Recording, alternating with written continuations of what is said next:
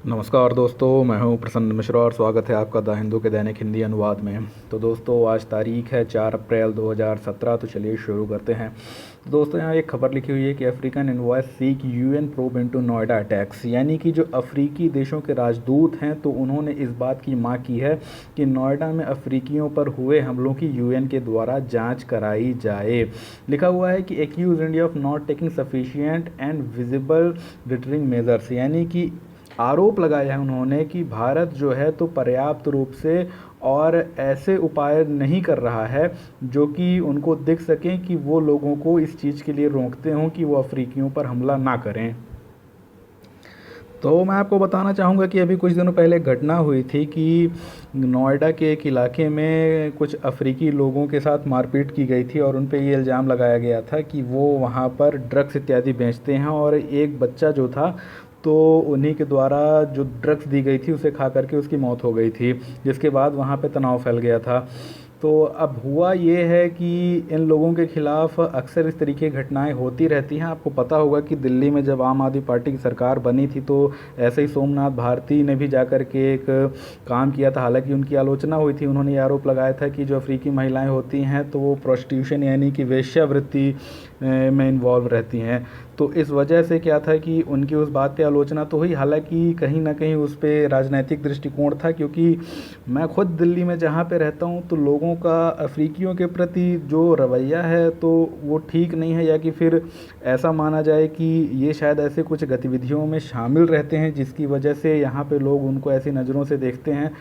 तो जो भी कारण हो, कुल मिला के अंतिम निष्कर्ष यही निकलता है कि जो लोग हैं जो कि अफ्रीका से आए हुए हैं और भारत में खासकर शिक्षा के उद्देश्य से, एजुकेशनल पर्पज़ से रहते हैं, तो उनके प्रति भारतीयों का रवैया बहुत अच्छा नहीं है और भारतीय हमेशा उन्हें शंका की दृष्टि से देखते हैं। और ज़्यादातर लोग यही सोचते हैं कि ये यहाँ पे आ कर के पढ़ाई की जगह किसी न किसी गैर कानूनी गतिविधि में ही इन्वॉल्व रहे हैं।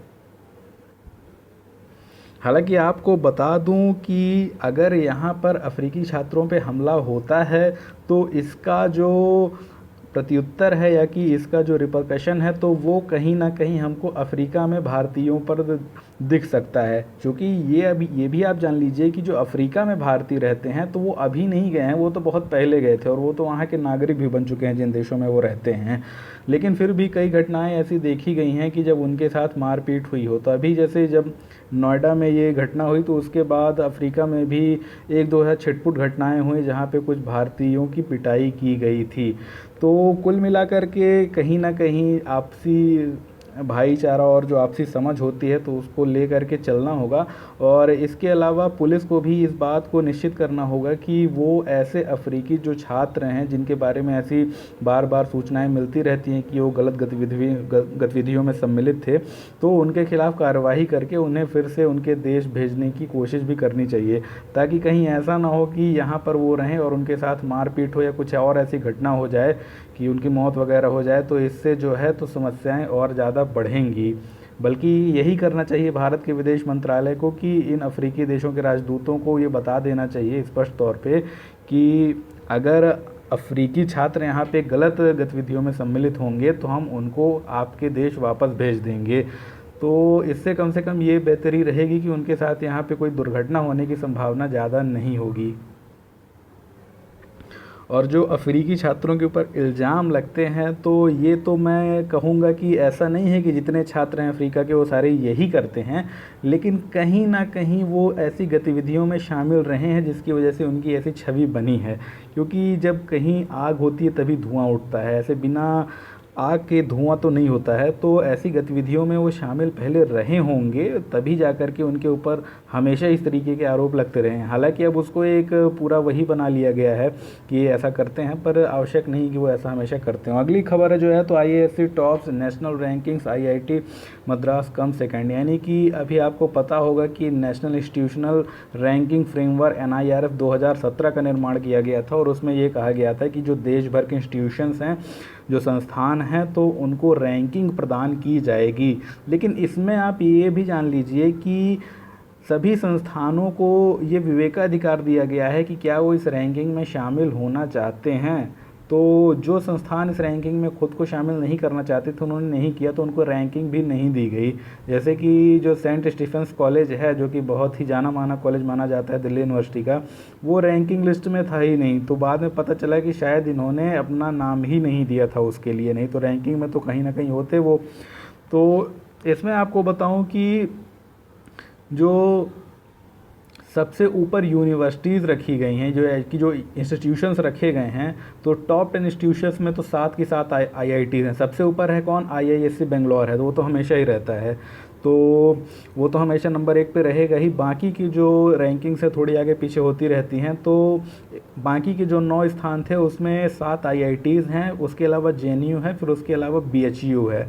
तो ये जो टॉप 10 की रैंकिंग है तो आप उसको देख रहे हैं। ये ज़रूर कहा गया है कि जो IIM हैं, जो कि बहुत हाई क्लास इंस्टीट्यूशंस माने जाते हैं, उच्च स्तरीय संस्थान माने जाते हैं, तो उनकी जो रैंकिंग है वो बहुत ख़ास नहीं रही है, क्योंकि सबसे बेहतरीन IIM अहमदाबाद जो है, तो वो 17वीं की रैंकिंग में आया है, और उसके बाद वाले तो सारे 20 के पार हैं। तो यानी कि IIMs की रैंकिंग जो है तो वो बहुत अच्छी नहीं रही है। बाकी के कई सारे जो कॉलेज हैं, इंस्टीट्यूशंस हैं, उन्होंने IIM से ज़्यादा बेहतर प्रदर्शन किया है। एक अन्य घटना है जो कि रूस से सामने आई है कि 10 killed in blast on train at Saint Petersburg station, यानी कि सेंट पीटर्सबर्ग स्टेशन में हुए धमाके में 10 लोगों की मौत हो गई है। तो आपको बता दूं कि सेंट पीटर्सबर्ग जो है तो वो रूस का दूसरा सबसे बड़ा शहर है। देख लीजिएगा कहाँ पर है, लेक लडोगा, यानी कि लडोगा झील के बारे में आपने सुना होगा, वो यहीं पर स्थित है। अर्थात वो जो झील है तो सेंट पीटर्सबर्ग के पास ही स्थित है, काफ़ी बड़ी झील है वो। तो अक्सर पूछ लिया जाता है कि लेक लडोगा कहाँ है, लेक ओनेगा कहाँ है, तो ये रूस की झीलें हैं, ठीक।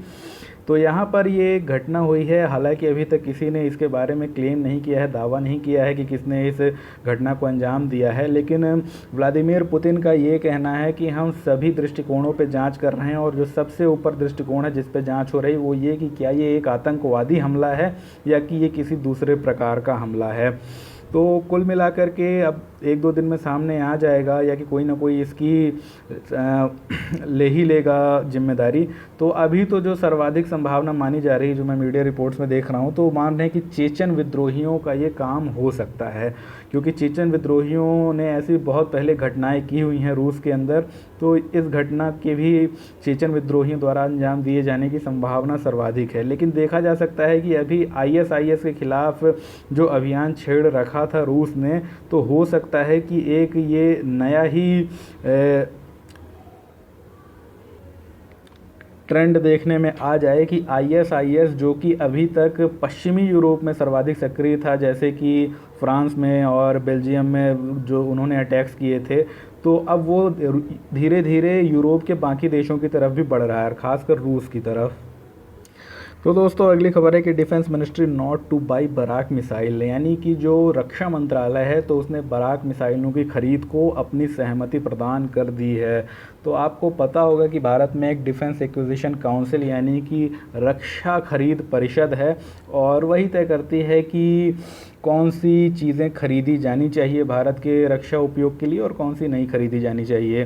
तो जो डिफेंस एक्विजिशन काउंसिल होती है तो रक्षा मंत्रालय के अंतर्गत ही कार्य करती है। तो उसने ये कहा गया है कि जो Barak surface to air missiles हैं, यानी कि जो ज़मीन से हवा में मार करने वाली बराक मिसाइलें हैं, तो उनकी नेवी को अत्यधिक आवश्यकता है, नौसेना को अत्यधिक आवश्यकता है, तो इसलिए उसे खरीदा जाना चाहिए। तो 860 करोड़ रुपए की ये डील होगी। और आपको बता दूं कि ये DAC की पहली मीटिंग है उसके बाद जब से मनोहर पर्रिकर ने इस्तीफा दिया है और अरुण जेटली ने रक्षा मंत्रालय का अतिरिक्त प्रभार संभाला है। आपको बता दूं कि ये जो रक्षा मंत्रालय का प्रभार है ये अतिरिक्त है अरुण जेटली के पास, ठीक। तो अतिरिक्त प्रभार आपको बताऊं पहले भी दिया गया था। 2014 में जब सरकार बनी थी मोदी जी की, तो शुरुआत में डिफेंस मिनिस्ट्री इन्हीं के हाथ में थी, यानी कि वित्त मंत्रालय के साथ रक्षा मंत्रालय भी इन्हें मिला था, क्योंकि तब मोदी जी एक रक्षा मंत्री खोज रहे थे। अभी क्या है कि जब मनोहर पर्रिकर वापस गए हैं तो बहुत आवश्यकता आन पड़ी है कि एक परमानेंट स्थायी, यानी कि हर वक्त अपना रक्षा मंत्रालय को देने वाला अलग से मंत्री चाहिए ही चाहिए है, क्योंकि रक्षा मंत्री के लिए जिस प्रकार के मंत्री की छवि की आवश्यकता होती है तो वो जाहिर तौर पे मनोहर पर्रिकर के पास थी। इसके पहले जो UPA में थे AK एंटनी, तो उनकी भी छवि इस मामले में बहुत अच्छी रही थी, काफ़ी ईमानदार नेता माने जाते हैं। और जो पर्रिकर भी हैं तो पर्रिकर के बारे में तो आप सभी जानते ही हैं।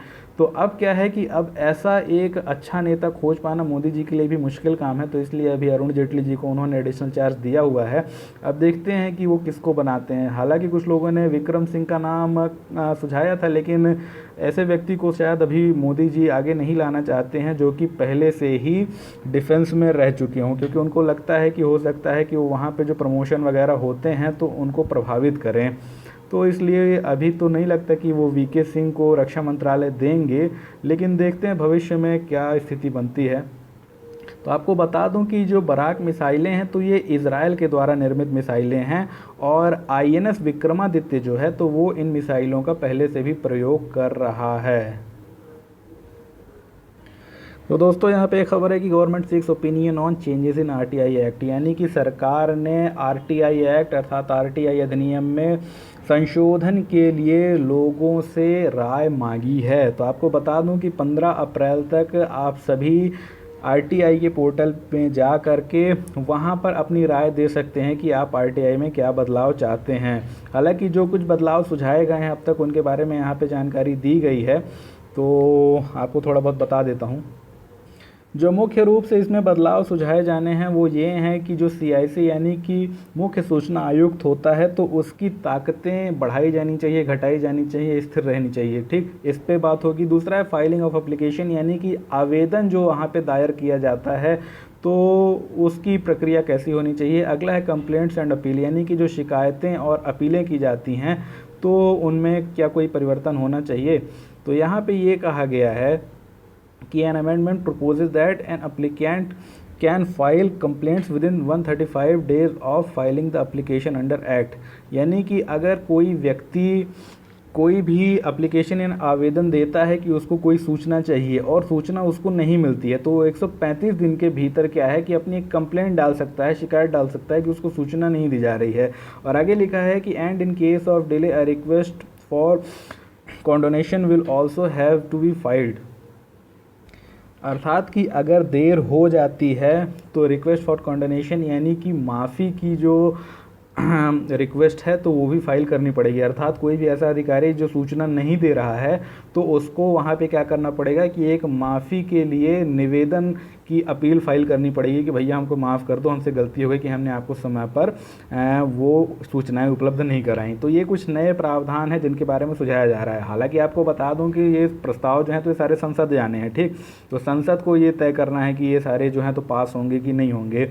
इसके अलावा बहुत सी अन्य चीज़ें हैं तो आप देख लीजिएगा, तो बहुत महत्वपूर्ण नहीं है। महत्वपूर्ण ये है कि जब ये संशोधन हो जाएगा तो जो नया हमारे पास एक्ट आएगा हम उस पर बात करेंगे, क्योंकि अभी तो ये रॉ है, मतलब कि कच्चे संशोधन है कि ये कितने वहाँ पे पास होंगे नहीं होंगे, तो अभी कोई मतलब नहीं है बहुत ज़्यादा कि क्या लोग बात कर रहे हैं उस पर। तो यहाँ पे अगली जो बात है वो ये है, अंतर्राष्ट्रीय वाले पेज पर है, Bahrain king approves military trials for civilian, यानी कि जो बहरीन के राजा हैं उन्होंने अपनी मिलिट्री के लिए को ये दे दिया है अधिकार कि वो अब आम नागरिकों को भी मुकदमे में ले सकती है, उन पर भी मुकदमा चला सकती है। लेकिन हालांकि ये कहा गया है कि सिर्फ उन्हीं आम नागरिकों पर मुकदमा चलाया जाएगा जो कि टेररिज्म अर्थात आतंकवाद के मुद्दे में इन्वॉल्व पाए जाएंगे, शामिल पाए जाएंगे। तो अभी तक बताऊं कि वैसे जब भारत में आप देखेंगे तो अगर यहाँ पे कोई व्यक्ति आतंकवाद के मामले में शामिल पाया जाता है तो उस पर हमारी जो सामान्य अदालतें हैं वही मुकदमा चलाती हैं, और यहाँ पे कोई मिलिट्री कोर्ट मुकदमा नहीं चलाती है। लेकिन ये एक विशेष चीज़ देखी जा रही है कि मिलिट्री कोर्ट को ये दे दिया गया है अधिकार कि वो आतंकवाद के मामले में शामिल व्यक्ति पे मुकदमा चलाएगी। ठीक, तो यहाँ पे हुआ ये था कि वहाँ जो अपर हाउस है यानी कि जो उच्च सदन है संसद का, तो उसने यूनानिमसली अर्थात एक मत से इस बात को पास कर दिया जिसमें कि उस प्रावधान को हटा दिया गया था जो कि ये कहता था कि मिलिट्री कोर्ट जो होंगी, सेना की जो अदालतें होंगी, वो सिर्फ सैनिकों से संबंधित मामलों में ही सुनवाई कर सकती हैं। यानी कि अब जो ये सैन्य अदालतें हैं तो सेना के अतिरिक्त भी ऐसे सिविल मामलों में सुनवाई करेंगे जिसमें कि टेररिज्म का मामला इन्वॉल्व है, आतंकवाद का मामला शामिल है। अगला है कि Trump welcome Sisi as part of bilateral reset, यानी कि जो ट्रंप है तो उन्होंने मिस्र के राष्ट्रपति सीसी को बुलाया था, उनका स्वागत किया as part of bilateral reset, ताकि जो द्विपक्षीय बातचीत है, जो द्विपक्षीय संबंध हैं उनको फिर से रीसेट किया जा सके, निर्मित किया जा सके। तो आप कहेंगे कि ये रीसेट शब्द का प्रयोग क्यों किया गया? दरअसल पे रीसेट शब्द का प्रयोग इसलिए किया गया क्योंकि ओबामा जी के दौर में इनके साथ जो संबंध थे वो काफ़ी ज़्यादा ख़राब हो गए थे। और तो और 2 साल जब ये बने राष्ट्रपति तो 2 साल तक ओबामा ने इनसे कोई मीटिंग तक नहीं की, इनको कभी बुलाया ही नहीं, और मेरे से तो कभी गए ही नहीं, इनको कभी बुलाया ही नहीं कि आप अमेरिका आ जाइए, हमसे कुछ बातचीत कर लीजिए। लेकिन डोनाल्ड ट्रंप की पॉलिसी इस मामले में अलग है, क्योंकि इस्लामिक स्टेट के खिलाफ डोनाल्ड ट्रंप एक अलग ही प्रकार का संगठन बनाने की सोच रहे हैं। अब वो कैसा होगा वो हमारे सामने आगे चल के स्पष्ट होगा, क्योंकि मैंने भी नहीं सोचा था कि ये मिस्र के साथ कोई समझौता इस तरीके का अभी करेंगे, लेकिन इन्होंने अचानक से बुला लिया सीसी को। शायद बात अंदर चल रही होगी और ये सीसी अभी आ गए वहाँ अमेरिका और ट्रंप से मिले।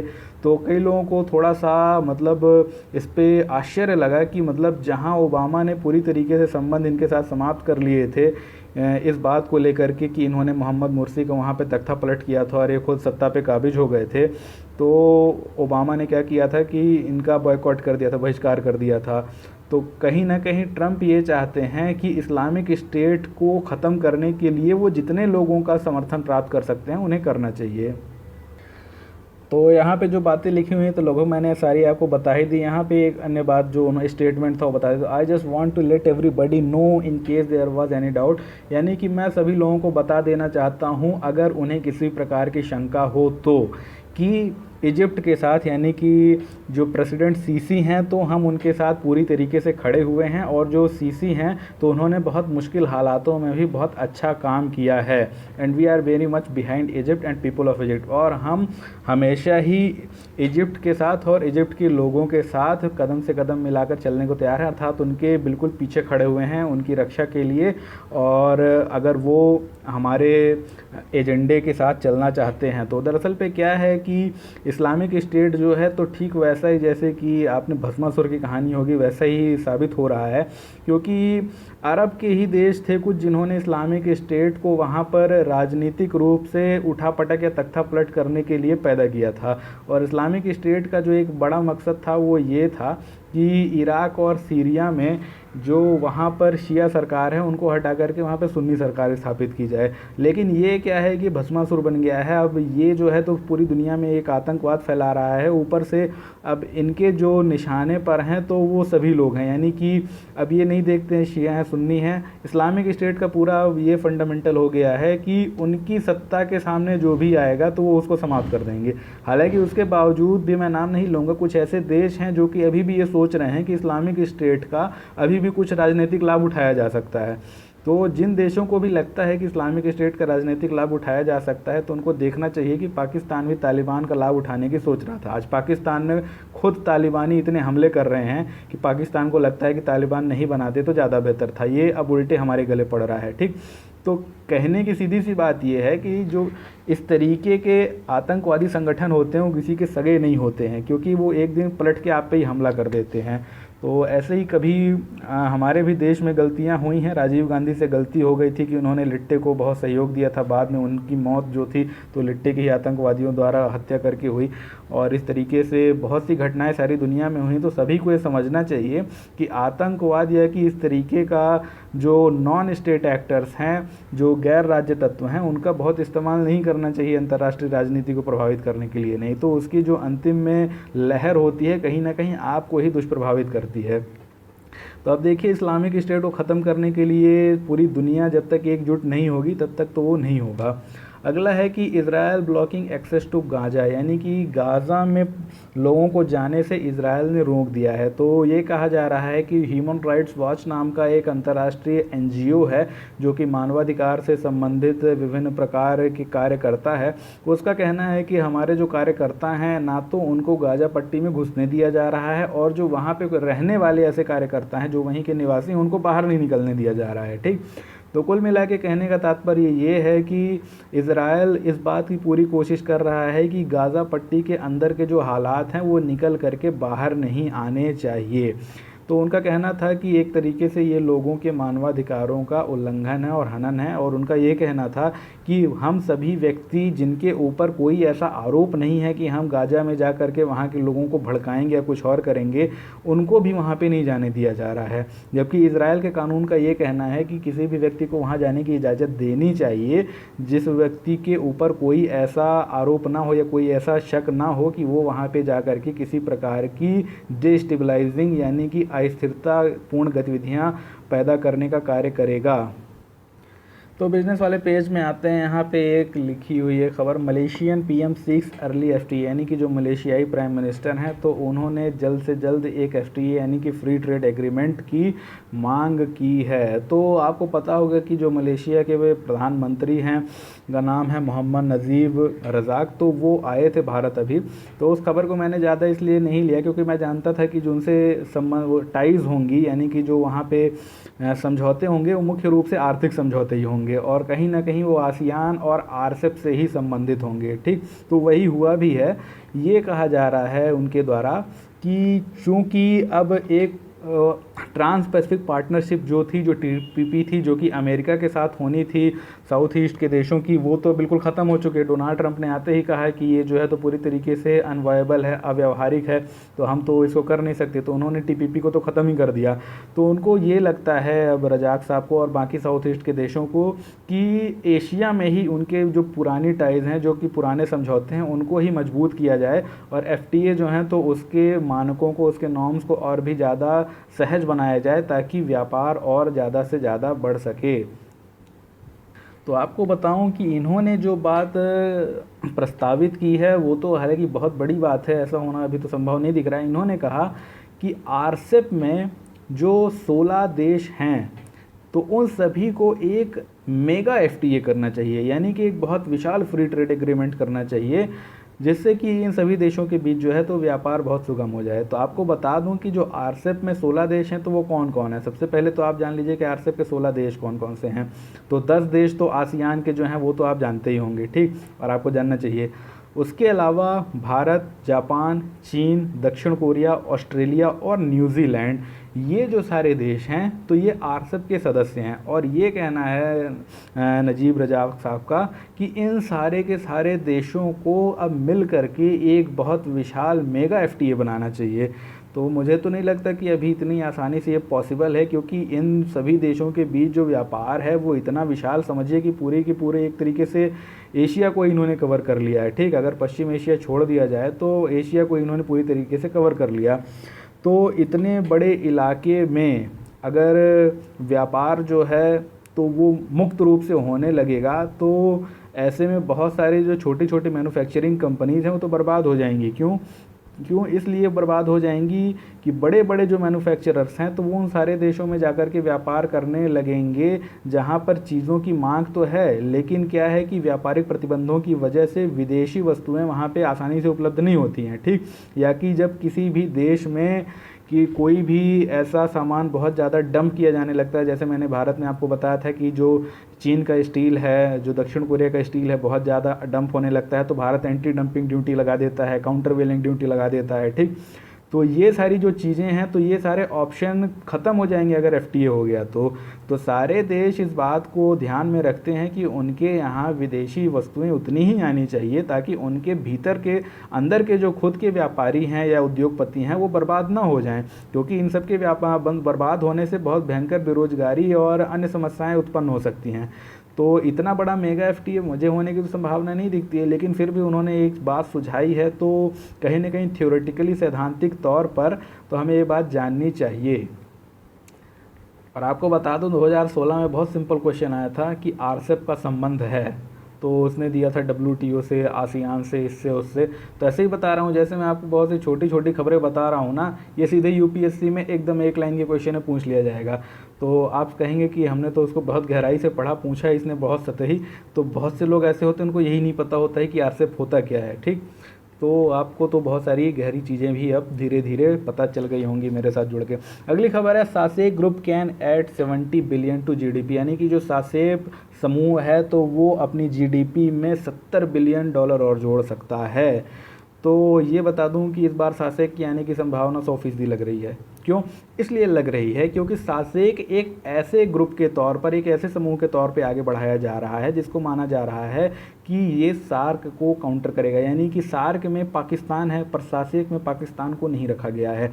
ठीक, तो कहीं ना कहीं पाकिस्तान को एक्सक्लूड करने, उसको बाहर करने के लिए जो एक नया संगठन आगे खड़ा किया जा रहा है वो सासेक होगा। अभी कुछ लोग ये कह रहे थे कि शायद बिम्स्टेक को इसकी जगह पे खड़ा किया जाएगा।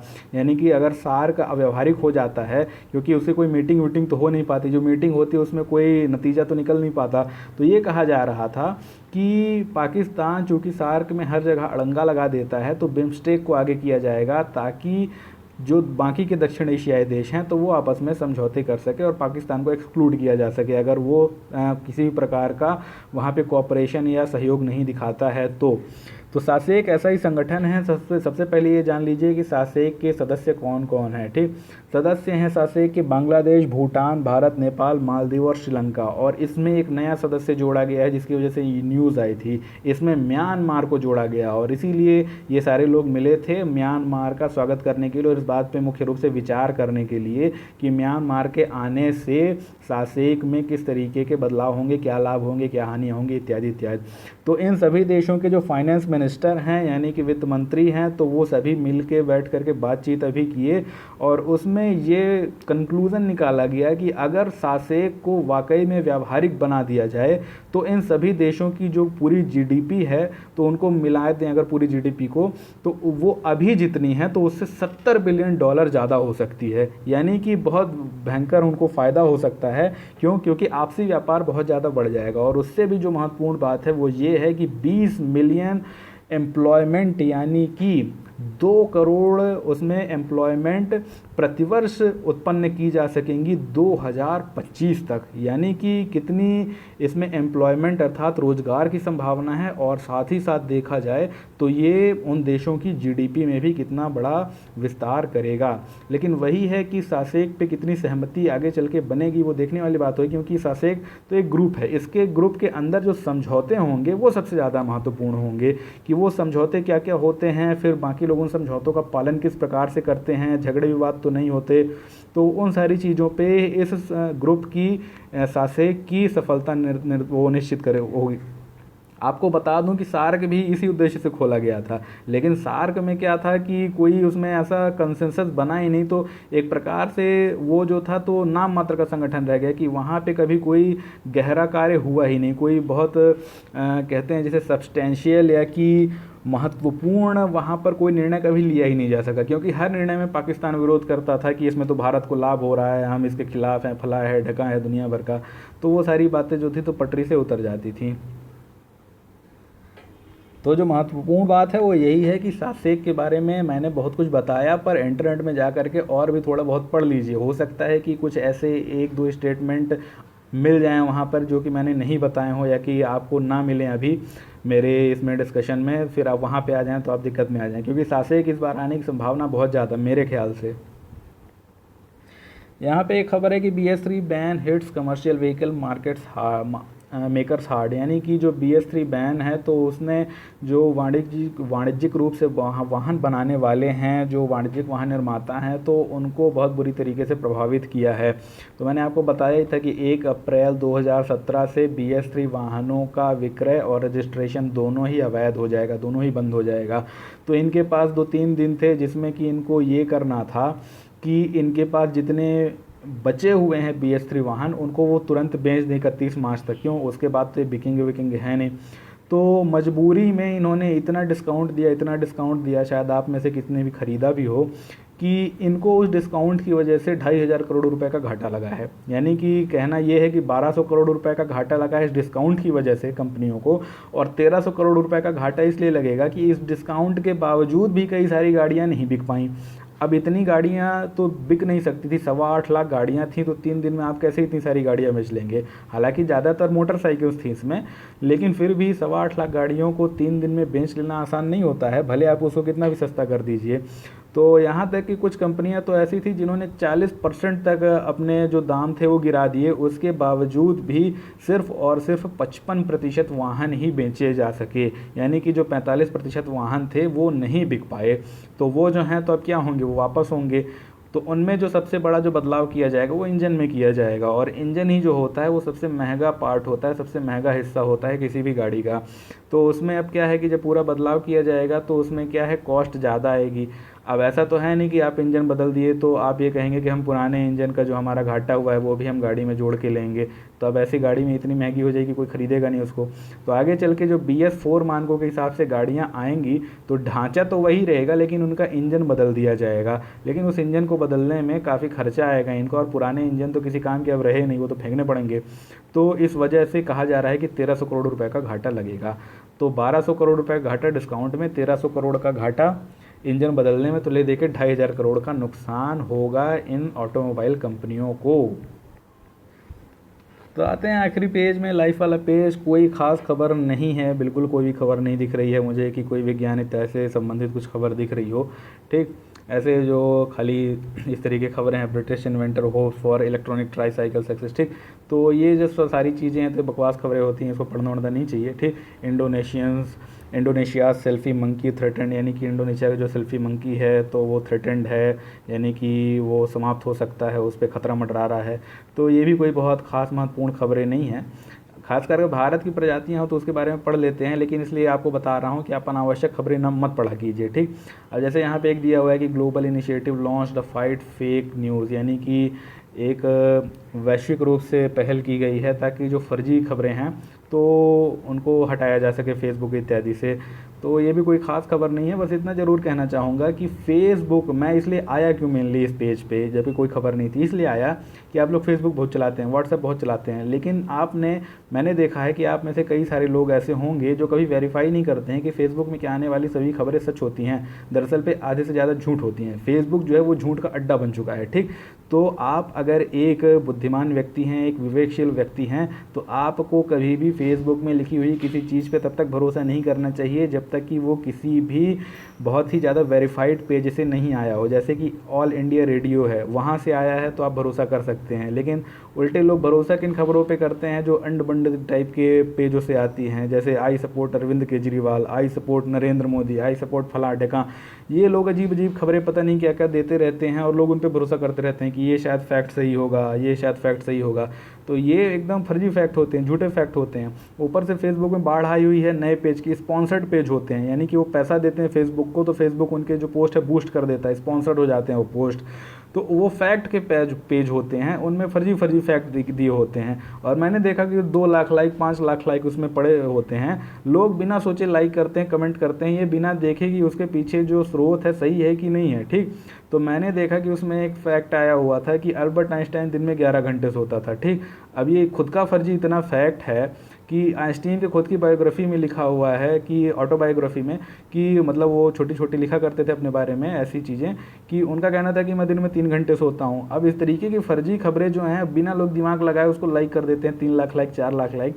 तो ठीक है, मैं ये सोचा करता था पहले कि जब इंटरनेट आ जाएगा तो शायद ये जो दुनिया है तो अफवाहों से मुक्त हो जाएगी, क्योंकि हर आदमी गूगल में जाके सर्च कर लेगा और वहाँ जो वेरीफाइड होते हैं स्रोत, वहाँ से जाकर के ये पता करेगा कि ये खबर सही है कि झूठ। लेकिन सच्चाई ये है कि लोग अभी भी इतने नाहिल हैं, इतने नालायक हैं कि वो जाकर के देख नहीं सकते हैं गूगल में कि ये चीज़ सही है कि नहीं है। फर्जी खबरों को लाइक करते हैं, उस पर रिएक्ट भी करते हैं जैसे कि वो सही हो।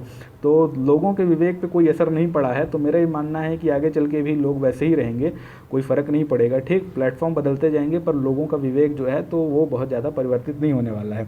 लेकिन मेरा आपसे ये कहना है कि चूँकि आप IAS की तैयारी कर रहे हैं तो आप भी उसी तरीके का व्यवहार मत कीजिए जैसे कि बाकी लोग करते हैं। आपको बहुत चीज़ें सोच करके, समझ करके, बहुत ही जहनी तौर पे करनी है। ठीक, क्योंकि आपको बता दूं कि यही चीज़ें हैं जो कि आपकी पर्सनालिटी पे असर डालती हैं कि आप चीज़ों को कितना वेरीफाई करते हैं, आप चीज़ों को कितना खोजते हैं, खंगालते हैं कि वो सही है कि नहीं, आप कितने विवेकशील व्यक्ति हैं। ठीक, क्योंकि आप कहीं पर भी जाएंगे, खासकर जैसे UPSC का इंटरव्यू है, अगर आप वहाँ पहुँचते हैं तो इसी चीज़ की परीक्षा की जाती है वहाँ पर। ठीक, तो अगर आपके जीवन में ये सारी चीज़ें नहीं हैं तो आप वहाँ पर अचानक से पैदा नहीं कर लेंगे 5 मिनट में। तो आपको अपने जीवन में इस प्रकार की विवेकशीलता दिखानी चाहिए। खासकर वहाँ वहाँ पे आज की तारीख में आगे चल के बताऊँ कि ये बहुत इंपॉर्टेंट होने वाला है कि वो ऐसी खबरें पूछेंगे जो कि फेक होंगी, और आपसे पूछा जाएगा, देखा जाएगा कि क्या आप उनके बारे में अवेयर हैं, आप उनके बारे में जागरूक हैं कि नहीं है। या कि हो सकता है कि आपने कहीं फेसबुक वगैरह में कहीं पढ़ा हो तो आप वहाँ जा कर के बोल दें कि ऐसा ऐसा है, ठीक, तो उनको पता चले कि इस व्यक्ति को तो ये भी नहीं पता है कि कौन सी चीज़ वेरीफाई करनी चाहिए, कौन सी नहीं करनी चाहिए।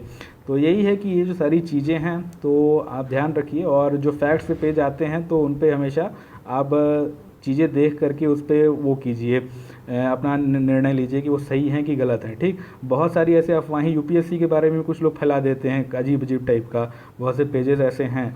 और स्टेट पीएससी के बारे में तो अक्सर अफवाहें आती ही रहती हैं कि फला हो गया, ढका हो गया, होता कुछ नहीं है वहाँ पे, ठीक।